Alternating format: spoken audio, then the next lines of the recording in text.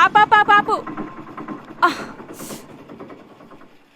అబ్బో, ఈ మైదా రోడ్లు పాడుగాను.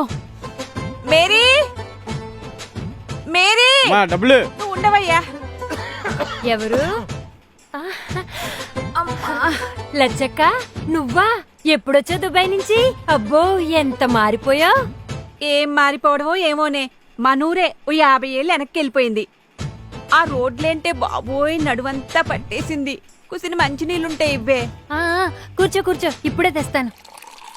తీసుకో అక్క. మందు బిళ్ళలకి ఇంకా అరగంట టైం ఉంది. ఊరుక. ఏంటాకుబు ఇలా అయిపోయావు?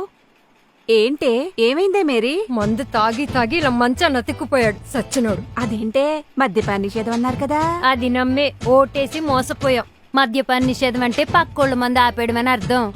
పచ్చిసారకి స్టిక్కర్లేసి ఆయన మందు ఆయన అమ్మేసుకుంటున్నాడక్క.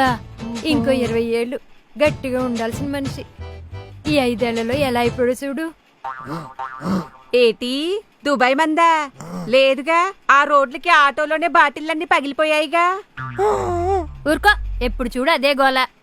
అది సరే గాని దుబాయ్ నుంచి ఉన్న పళంగా ఊడిపడ్డావేంటక్క? ఎలక్షన్లు కదా, ఓటేద్దామని వచ్చాను. మళ్ళీ ఈయనకేనా? ఊరుకోవే, తెలిసి తెలిసి మళ్ళీ మళ్ళీ అదే తప్పు చేస్తావా ఏంటి? ఈసారి ఆయనకే. నేను ఆయనకే.